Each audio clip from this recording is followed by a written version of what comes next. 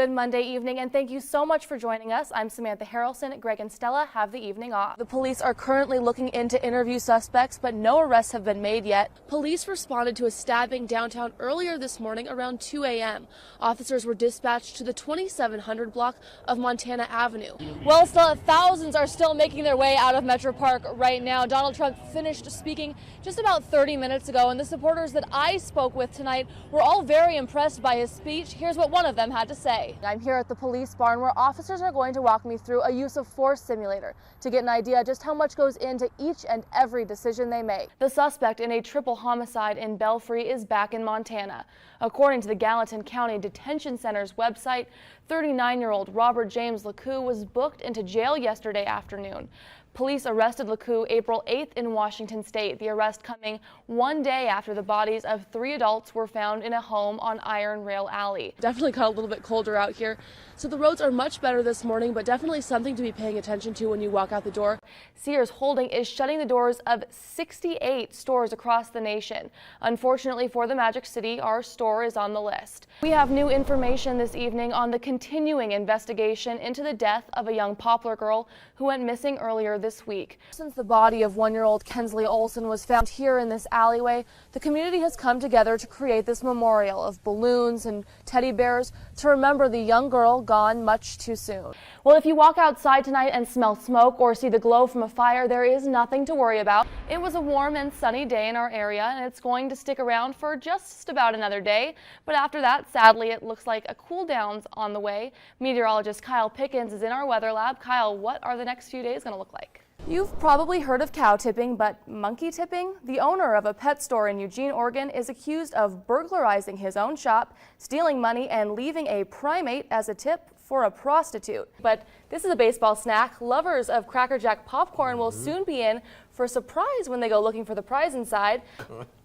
I know everyone is probably going to be sad when they hear this, but you were singing the Cracker Jacks jingle in our break, the original and they don't Cracker get to hear Jacks. it. Yeah, I can't remember the words to it, so I really don't want to throw it out there.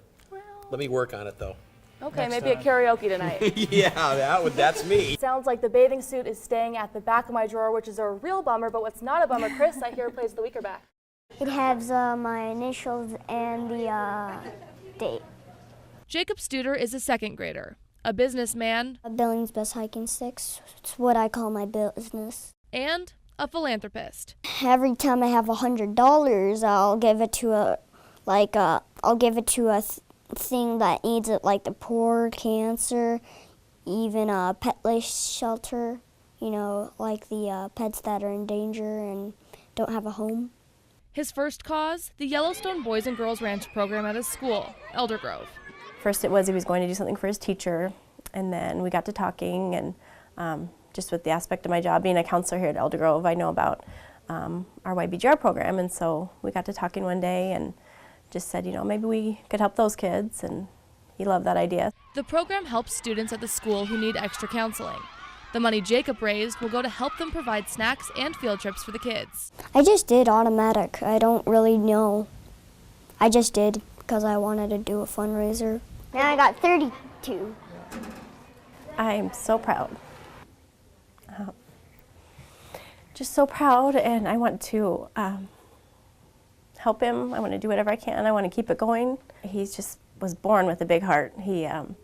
Yeah, it's not just this great event that he's done, but you know, anywhere we go, he's looking at other people. He's thinking about what they need, and yeah, it's not typical for his age group. I think he's very kind and caring. He goes out of his way to think about others, what they might need. And his business is growing. He started with sales in his driveway. Now he's online. We're mostly, since Mom came up with the website, we're just waiting for orders since we have so many customers. People can order and we'll deliver them, and we'll take branches if you need to get rid of them so we can make more sticks. I got your hiking stick. Thank you. You're welcome. Let's go get your money. What? I've got your money. Thank you. Okay, come on. And when asked about his favorite part of the whole experience, Selling. I'm a salesman. Color 8 Samantha Harrelson was in Colstrip today, and so is a candidate for governor. As Samantha tells us, there is deep concern there. Colstrip's only got one thing, it's coal. If there's no coal here, there's no town. The town of Colstrip is in limbo, has been for a long time. John Dudley has lived in eastern Montana for 25 years. He worked 12 years at the mine in Colstrip before transferring over to the power plant. We're all concerned here. We've just been out here for so long doing this, and now all of a sudden it seems like the Sierra Club and environmental groups have a target on our backs. It's sad because these are some of the cleanest burning coal-fired power plants in the United States. The worry goes beyond the city limits. If Colstrip were to close, the effect would be statewide. It's critically important that Colstrip continue to operate. If this community shuts down, the state's going to lose over 7,000 jobs. The state is going to lose $150 million in revenue, which is money for infrastructure and schools and other things that we need in the communities. Governor Steve Bullock met with Colstrip executives this week to discuss the future of the plant, but it seems it is still uncertain. We've been working hard to really help design our overall energy future. I mean, coal will be an important part of that going forward. I mean, we need to do all we can to make sure that our energy future is defined and designed by us as Montanans, not by out-of-state companies. People in Colstrip are seeing the effects, seeing home values plummet and young people unable to stay. It makes it very difficult to make future plans. A lot of the guys don't know whether they're going to have a job in 5 years or 2 years or 10 years, and it just makes it tough. Their hope is the decision makers will take a closer look at the place they call home. There's a lot of misinformation out there, and it really would be nice if people would come here and see for themselves. I guess I would just personally ask people that before they make a judgment call on what needs to happen here, whatever, that maybe they research a little bit and get both sides of the story. But for now, in tomorrow's town, it is still just as uncertain what tomorrow will bring. In Colstrip, Samantha Harrelson, Color 8 News. Hey, gamma globulinemia. This is Joey. Careful, speed bump. My name is Joseph Martin Nichols. That's my full name. Joey has a gamma globulinemia. It's a big word for a 9-year-old boy to completely understand. Not too much, except for it's called Bruton's disease, and I'm born without an immune system. That's it. That's all I know about it. The disease renders him unable to fight off bacterial infections. His family found out when he was just 9 months old, when he got a staph infection after receiving an immunization. Now Joey comes to the infusion center once a month for 3-hour sessions to help keep him healthy. Something called infusion. A lot of them wonder what it is, so I go there to get a shot so I don't get sick all the time. Because of his condition, Joey will have to do this for the rest of his life, and as he gets older, it will only be more time-consuming. As he gets older, it'll be longer and longer because he has to get more and more infused into him.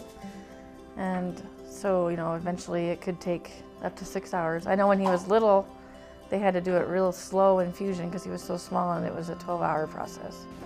Feels less painful when you pull the Band-Aid off. Yeah, it does. I don't know. Weird. Joey is one of many children who go through the infusion center. Some go monthly like Joey, others weekly. Sessions can range from just an hour to 8 hours, which is why Billings Clinic is raising money to expand its infusion center and make it more kid-friendly. We need that space so that they can still be kids, a space that's large enough for them to be able to play some games or to be able to play with their siblings while they're here getting transfusion if they're feeling well enough. Currently, the Pediatric Infusion Center has 2 small rooms, hardly big enough for a few chairs with no natural light. There is one bigger room, but it's just not enough. The new area offers more space for families and natural light that will allow kids like Joey to thrive. With photographer Brandon Sullivan, Samantha Harrelson, Color 8 News.